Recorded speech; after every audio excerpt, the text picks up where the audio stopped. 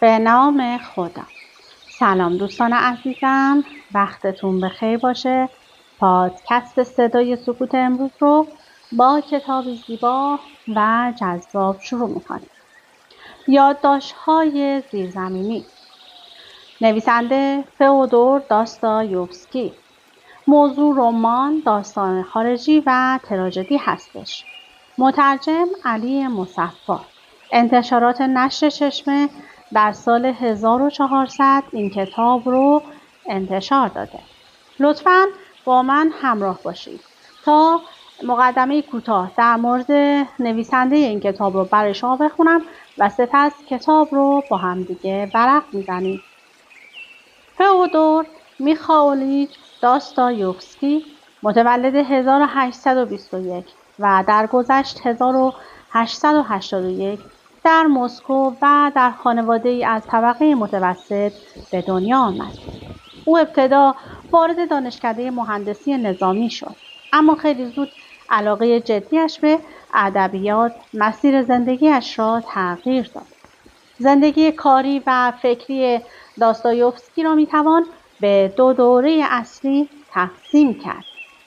دوره نخست، پیش از محکومیت و تبعید.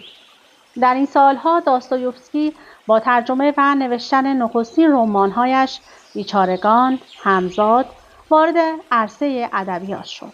او به محافل روشنفکری و اصلاح طلبانه سن پترزبورگ پیوست، جایی که علاقه عمیقش به عدالت اجتماعی و انتقاد از سرکوب سیاسی آشکار شد.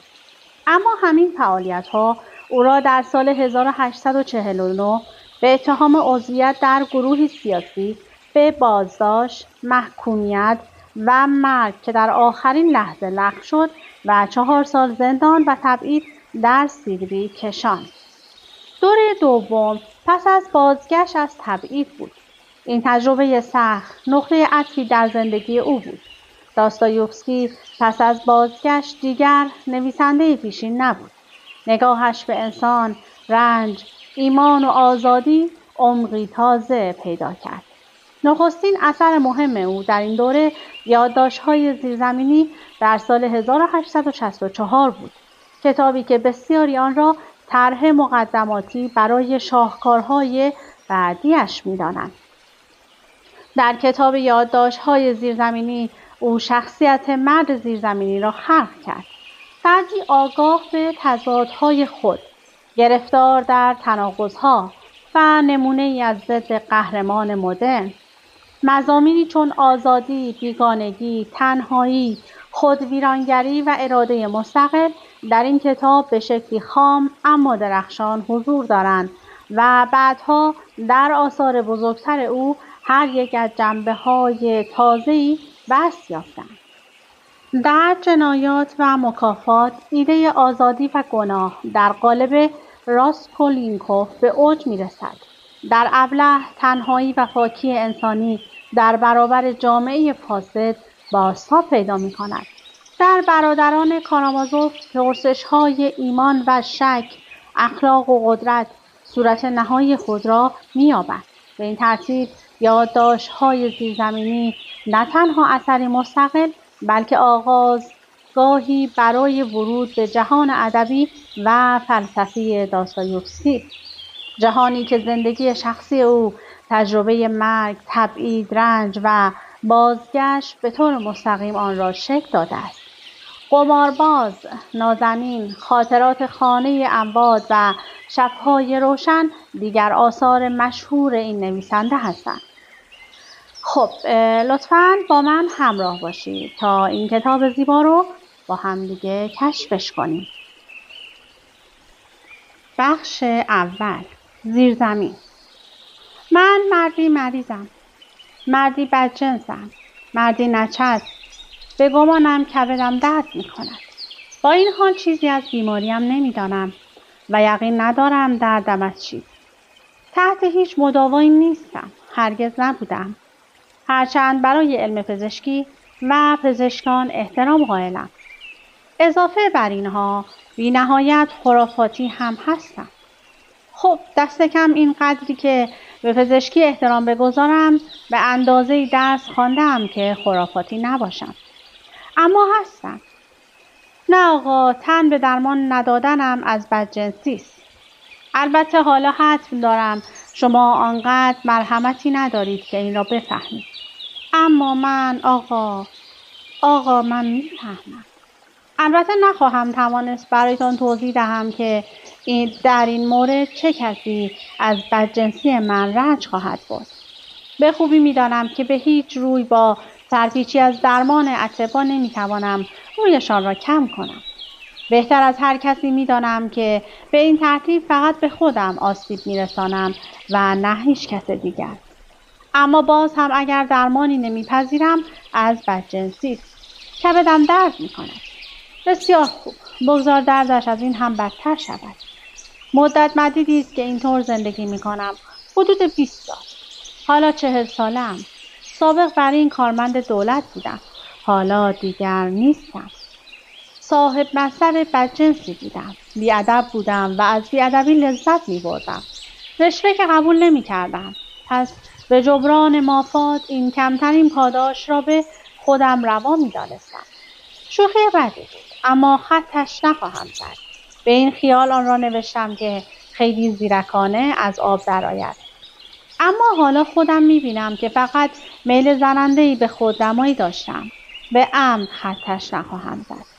وقتی ارباب رجوع برای پیگیری شکایتشان سراغ میز من میآمدند، برایشان دندان قروچه میکردم و هنگامی که موفق میشدم کسی را دلخور کنم، لذتی بی پایان میبردم. به تقریبی همیشه در این کار موفق بودم. اغلب مردمانی کمرو بودند. میدانید دیگر مردمانی که شکایتی دارند، اما میان از خودرازی‌هایشان افسری هم بود که به طور خاص نمیتوانستم تحملش کنم. تن به تسلیم نمیداد و به شکلی زننده مدام صدای تلق تلق شمشیرش را در میآورد. 1 سال و نیم با او سر شمشیرش جنگ داشتم. آخر سر او بود که سپر انداخت و تلق تلق را تمام کرد. با این حال این مربوط به زمانی است که هنوز جوان بودم. اما آقایان، میدانید نکته اصلی بدجنسی من چه بود؟ تمام ماجرا از این قرار بود. بزرگترین زشتی درست در آگاهی شرم‌آور و لحظه به لحظه من نهفته بود. حتی لحظاتی که از خشم لبریز بودم، آگاهی از اینکه نه تنها بدجنس نیستم، بلکه عصبانی هم نیستم و فقط بیهوده گنجشک‌ها را می‌ترسانم و خودم را با آن دلخوش می‌کنم. وقتی کف به دهان آوردم، عروسکی به دستم برسانید. استکانی چای با قدری شکر، شاید آرام بگیرم. حتی نرم و خوشقلب خواهم شد. هرچند در پی آن به حد به خودم دندان قروچه خواهم کرد و چند ماهی از شدت شرم بیخواب خواهم شد. این رسم من است. و همین حالا به خودم دروغ بستم. وقتی گفتم صاحب منصبی بدجنس بودم، دروغم از بدجنسی بود. فقط داشتم بازیگوشی می‌کردم. هم با ارباب رجوعی که شکایتی داشتن و هم با آن افسر. اما در واقع هرگز توان بدجنس شدن را نداشتم. هر آن آگاه بودم از وجود آن همه عناصری که در تقابل کامل با بدجنسی در من حضور داشتند. موج زدن این عناصر را در خودم به کمال احساس می‌کردم. می‌دانستم که تمام عمر در من می‌جوشیدند و تمنای رهایی داشتند، ولی امانشان نمی‌دادم. هرگز به امن بروزشان نمی‌دادم. تا مرز شرم زجرم می‌دادند، به رشه‌ام می‌انداختند و آخر سر از دستشان ذله شدم. وای که به فریاد آمدم. اما احیانا گمان نمی‌کنید آقایان محترم که همین حالا در حضور شما سرگرم اظهار پشیمانیم که برای چیزی درخواست بخشش دارم؟ حتم دارم که اینطور فکر می‌کنید. با این حال به شما اطمینان می‌دهم که حتی اگر چنین باشد باز برایم فرقی نمی‌کند. نه فقط بدجنس که هرگز نتوانستم چیز دیگری نیز باشم. نه بدجنس و نه خوب، نه موجودی رذل و نه انسانی شریف، نه قهرمان و نه حشره و حالا این گوشه افتاده‌ام. سرگرم گذراندن باقی عمر، به ریش خودم میخندم. با این دلداری یک سر بیهوده و بدخواهانه که آدم باهوش امکان ندارد به شکلی جدی تبدیل به چیزی شود و فقط احمق‌ها چیزی خواهند شد. بله آقا، انسان باهوش قرن 19 به ضرورت اخلاقی باید از بن موجودی بی‌شخصیت باشد و انسانی که شخصیتی دارد و چهره‌ای فعال است باید از اساس موجودی محدود باشد. این باور 40 ساله من است. حالا 40 ساله‌ام و 40 سال عمری است تمام. هرچه باشد نهایت سالمندی است. زندگی بیش از 40 سال بی‌آبرویی است، بی‌مزه و زشت است. چه کسی بیش از 40 سال زندگی می‌کند؟ جوابم را بی‌ریا بگویید، با صداقت. خودم می‌گویم چه کسی. احمق‌ها و اراذل. این را صاف رو در روی تمام مسن‌ترها خواهم گفت. تمام این بزرگترهای قابل احترام، تمام پیرهای مونقره‌ای خوشبو، این را رو در روی تمام دنیا خواهم گفت. حق من است که اینطور حرف بزنم. برای آنکه خودم تا 60 سالگی زندگی خواهم کرد. تا 70 سالگی، 80 سالگی صبر کنید. بگذارید نفسی تازه کنم. بدون شک فکر می‌کنید آقایان محترم که می‌خواهم شما را بخندانم؟ اینجا را هم اشتباه می‌کنید. اصلاً آنطور که فکر کرده اید آدم خوشمشربی نیستم.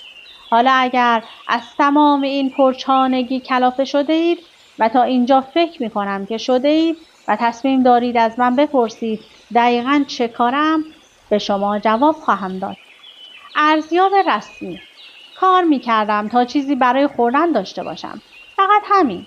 و پارسال که یکی از اقوام دور 6000 روبل برایم به ارث گذاشت در جا استعفا کردم و در این گوشه آرام گرفتم. قبلا هم مقیم همین گوشه بودم. اما حالا در آن آرام گرفتم. اتاقی نکبت و ناپسند در حومه شهر. خدمتکارم زنی دهاتی است. پیر. از فرط خنگی مزخرف و تازه همیشه بدبو میگویند آب و هوای سن پترزبورگ برایم ضرر دارد و با این پول ناچیز زندگی در سن پترزبورگ برایم بسیار گران تمام می شود. تمام اینها را می دانم. بهتر از همه این مشاوران خردمندی که با نگرانی سر می جنبانند. اما من در پترزبورگ می مانم. از اینجا نخواهم رفت. پترزبورگ را ترک نخواهم کرد چون چه فرقی می کند که بروم یا بمانم؟ اما به هر حال آن چیز که مردی محترم می تواند با لذت درباره‌اش صحبت کند، پاسخ خودش. پس من هم از خودم خواهم گفت. زیادی فهمیدن یک بیماری است. یک بیماری واقعی و تمام عیار برای زندگی روزمره. یک ذره فهم و شعور آدم‌های معمولی کاملا کافی است. این رو کسانی که زیاد کتاب میخونن عمیقاً میفهمند. هر چقدر بیشتر بفهمی دنیا برات تاریک‌تر و تحمل آدم‌های سطحی سخت‌تر میشه. آدم‌های نادان راحت میخوابند و خوشحالند، اما کسی که آگاه شده مدام در حال کلنجار رفتن با ذهن خودشه. خدا نکنه بیشتر از آدمای اطرافت بفهمی. اون وقتی که هر رفتار، هر برخورد و هر حرفی نمیتونی تحمل کنی و در قبال آزار و اذیت‌ها و بیشوری دیگران مدام رنج میکشی. حقیقت گاهی تلخه و فهمیدن یک حقیقت تلخ، پذیرفتنش و فکر کردن بهش تو رو تبدیل به یک آدم متفکر کم حرف تنها که حتی حوصله آدمای اطرافشو نداره میکنه. این رنج بهای بیدار شدن رفیق. و بیشتر از این کتاب زیبا در اختیار من نیست. اگر از این کتاب خوشتون اومده برای خودتون تهیه کنید و تا انتها بخونید. از اینکه با من همراه بودید سپاسگزارم. تا وقت بعدی خدا نگهدارتون.